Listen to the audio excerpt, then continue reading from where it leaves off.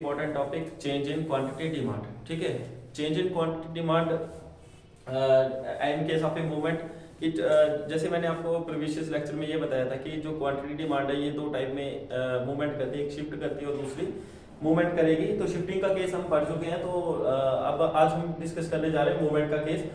तो डिमांड कब मूव करती है और मूव करेगी तो सेम डिमांड कब पे करेगी या अनदर डिमांड कब पे करेगी, तो ये चीज हम इसमें पढ़ने की कोशिश करेंगे, समझने की कोशिश करेंगे। तो change in quantity demand due to movement, ठीक है। तो change in quantity demand refer to rise और फॉल इन क्वांटिटी। तो चेंज इन क्वांटिटी डिमांड क्या रेफर करती है कि कब हमारे डिमांड राइज होगी, बढ़ेगी, या कब हमारी डिमांड फॉल होगी, ठीक है, in quantity purchase of A commodity. ठीक है, किसकी वजह से? जब हम कोई भी कमोडिटी को परचेज करते हैं तो कितनी क्वांटिटी में इसको परचेज कर रहे हैं, है ना। जैसे सपोज करो कि जब किसी कमोडिटी के प्राइस ₹10 है, तो हम सपोज करो कि क्वांटिटी डिमांड कर रहे हैं, ये प्राइस रख देते हैं P ऑफ X, ये क्वांटिटी ऑफ कमोडिटी X। तो जब किसी कमोडिटी के प्राइस हमारे पास 10 है तो हम कितने यूनिट की डिमांड करें? सपोज करो 4 यूनिट की डिमांड करें। जब उसके प्राइस इंक्रीज होते हैं तो हम करते हैं 2 यूनिट की डिमांड, है ना। तो वही चीज हमें यहाँ पे देखने को मिलेगी कि चेंज इन क्वांटिटी डिमांड कितना चेंज आएगा, क्वांटिटी डिमांड में राइज कर रही है कि फॉल कर रही है, किसकी वजह से? प्राइस की वजह से, ठीक है। तो अदर थिंग रिमेनिंग कांस्टेंट, और जो अदर फैक्टर्स है जैसे प्राइस रिलेटेड गुड्स है, इनकम ऑफ द कंज्यूमर है, ठीक है, इनकम डिस्ट्रीब्यूशंस है, साइज ऑफ पॉपुलेशन है, एक्सेट्रा। जो अदर डिमांड के फैक्टर है जिनसे डिमांड इफेक्ट करती है वो सब हम कांस्टेंट रखेंगे। तो इट इज एक्सप्रेस्ड, अगर हमारी क्वांटिटी डिमांड चेंज कर रही है तो हम मूवमेंट अलोंग ए सेम डिमांड कर्व की बात कर रहे हैं, ठीक है। एक ही डिमांड कर्व पे हम उसको मूव करेंगे, अपवर्ड मूवमेंट या डाउनवर्ड मूवमेंट। तो चेंज इन क्वांटिटी डिमांड, जब हमारी क्वांटिटी डिमांड में चेंज आता है तो चेंज किसकी वजह से आता है? प्राइस की वजह से। और प्राइस के चेंज होने से डिमांड कर्व मूव करती है along demand curve, same demand curve, ठीक है। जैसे डिमांड कर्व मूव करेगी from point A to point B, suppose करो ये पॉइंट ए और ये पॉइंट बी है, तो demand curve A to B move कर रही है, इसी को बोलेंगे हम मूवमेंट, ठीक है, अलोंग सेम डिमांड कर्व। तो मूवमेंट किस हिसाब से होगी? दो टाइप से मूवमेंट होगी। एक तो हमारे पास यहाँ तो डाउनवर्ड मूवमेंट होती है, डाउनवर्ड मूवमेंट जब हमारी ए से मूव कर रहा है पॉइंट बी से, और अपवर्ड मूवमेंट इसका अपोजिट जब बी से ए की तरफ मूव करेगा उसको बोलेंगे अपवर्ड मूवमेंट। तो डाउनवर्ड मूवमेंट का केस आएगा हमारे पास expansion in demand due to fall in price, price के फॉल होने से हमारी डिमांड में एक्सपेंशन आता है। और यहाँ पे कंट्रैक्शन की अगर बात होगी तो due to rise in price, due to rise in price, ठीक है, due to rise in price, price के राइज होने से, ठीक है, प्राइस के राइज होने से डिमांड कंट्रैक्ट होती है, सिकुड़ती है, और प्राइस के फॉल होने से डिमांड हमारी एक्सपैंड करती है, बढ़ती है। तो वही चीज पढ़ेंगे कि कैसे हमारी डिमांड फॉल करेगी, कैसे हमारी डिमांड राइज करेगी, ठीक है, किसके बेसिस के ऊपर? प्राइस के बेसिस के ऊपर। तो मैं आपको फर्स्ट केस करवाऊंगा एक्सपेंशन का, और देन उसके बाद हम केस करेंगे कॉन्ट्रैक्शन का। एक्सपेंशन, ठीक है, एक्सपेंशन इन डिमांड का। तो जब डिमांड कब हमारी एक्सपैंड कर रही है तो किसकी वजह से करेगी? वो हमारी एक्सपैंड करेगी प्राइस के फॉल होने से। तो प्राइस के फॉल होने से if the price of commodity x from 10 to 5 then the consumer will demand more unit of commodity X। तो इसको हम किसी एक इलस्ट्रेशन की हेल्प से समझेंगे, एक टेबल की हेल्प से समझने की कोशिश करेंगे। लेट्स से सपोज कर लो कि हमारे प्राइस कमोडिटी के P of X और Q of X, किसी कमोडिटी के प्राइस 10 है तो इनिशियली कंज्यूमर डिमांड कर रहा है 5 यूनिट की, ठीक है, 5 unit of commodity X, then the price will fall, price हमारे फॉल कर गए हैं, 10 से 8 पहुंच गए, तो कंज्यूमर ने अपनी डिमांड भी राइज कर दी है, 5 से सपोज करो 7 कर लो, ठीक है। If the price of commodity X will 10, then the consumer will demand only 5 unit of commodity X. If the price of commodity X will decrease from 10 to 8, then the consumer will demand more unit of commodity X from 5 to 7. ठीक है, तो इसको हम एक diagram से समझने की कोशिश करेंगे। O axis shows that in this figure O axis shows that quantity demanded and Y axis shows that price of commodity X, price of commodity X, ठीक है, प्राइस। तो कॉम्बिनेशन की अगर बात करूं तो ये मेरे पास प्राइस 10 है किसी कमोडिटी के फ्रॉम OP1 और क्वांटिटी OQ1, यहाँ पे 5 क्वांटिटी है तो इसको मैं Q1 कंसीडर कर लेता हूँ, इसको P1 कंसीडर कर लेता हूँ। तो जब यहाँ पे इनको दोनों को कंबाइन करूंगा तो मेरे पास ये पॉइंट बनेगा फ्रॉम पॉइंट A, ठीक है।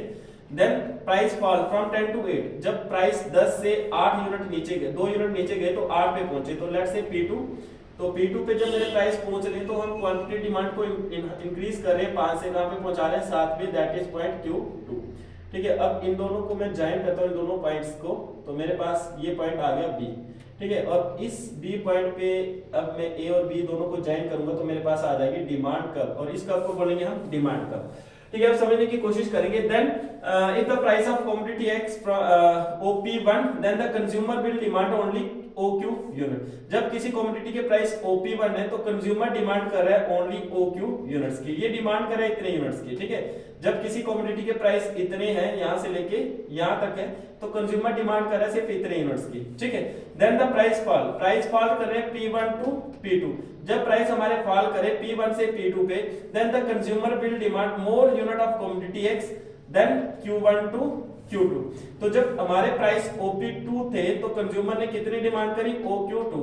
अब यहाँ पे देख लो कि जैसे ही प्राइस फॉल करे, ठीक है, तो हमारी क्वांटिटी डिमांड भी इंक्रीज करी, तो जब क्वांटिटी डिमांड इंक्रीज करी तो कितने यूनिट करी, 2 यूनिट्स की। ठीक है, तो ये जो मैं मूवमेंट्स करवा रहा हूं इसमें रेट ऑफ चेंज की बात नहीं कर रहे हैं, रेट ऑफ चेंज हमें बताएगा प्राइस इलास्टिसिटी ऑफ डिमांड कि कितने प्राइस से चेंज होने से, proportionate change in price due to quantity demand, वो चीज हम उसमें डिस्कस करेंगे, रिस्पॉन्सिवनेस ऑफ क्वांटिटी डिमांड की प्राइस के चेंज होने से डिमांड में कितना इफेक्ट पड़ता है, या कितने रेट से प्राइस के चेंज होने से डिमांड में कितना रेट में चेंज आएगा, वो प्राइस इलास्टिसिटी ऑफ डिमांड में डिस्कस करेंगे, इलास्टिसिटी ऑफ डिमांड में डिस्कस करेंगे। इधर सिर्फ हम यही बात समझने की कोशिश करेंगे कि जो हमारी डिमांड कर्व में मूवमेंट होती है from point A to B, वो किस वजह से होती है, तो प्राइस की वजह से हुई है।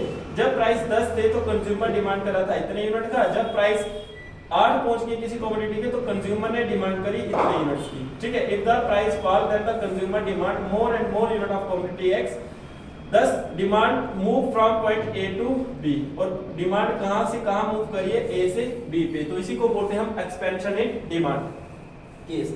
अब सेकंड केस समझने की कोशिश करेंगे कंट्रैक्शन का, कंट्रैक्शन इन डिमांड। तो कंट्रैक्शन इन डिमांड है जब हमारी डिमांड कम होती है, किसकी वजह से, प्राइस के राइज होने से। ठीक है, if the price will rise from 10 to 12 then the consumer demand less of commodity X as compare to previous. ठीक है, तो प्रीवियस में जो कमोडिटी की वो डिमांड कर रहा था उससे वो कम कमोडिटी की डिमांड करेगा कंट्रैक्शन के केस में। ठीक है, तो इसमें जो मूवमेंट आएगा वो किस हिसाब से मूवमेंट होगा, इसमें जो मूवमेंट था वो डाउनवर्ड मूवमेंट था, डाउनवर्ड। प्राइस के फॉल होने से जो डिमांड में मूवमेंट आता है वो कौन सा मूवमेंट होता है, डाउनवर्ड मूवमेंट होता है। ठीक है, और downward movement is related to expansion, demand हमारी एक्सपैंड करती है, बढ़ती है। ठीक है, अब कंट्रैक्शन के केस में क्या होगा, जो हमारा मूवमेंट होगा ये अपवर्ड होगा। ठीक है, अपवर्ड की प्राइस के बढ़ने से डिमांड में कितना इफेक्ट आएगा। लेट्स से सपोज करो कि प्राइस ऑफ कमोडिटी X 10 थे, इनिशियली हमने किसी कमोडिटी के प्राइस 10 लिए हैं और क्वांटिटी डिमांड हम कर रहे हैं सपोज कर लो कि 5 यूनिट्स की। ठीक है, if the consumer will demanded only 5 unit of commodity X at ₹10। ठीक है, 10 रुपए पे वो कितने यूनिट की डिमांड कर रहे हैं, ओनली 5 यूनिट्स की।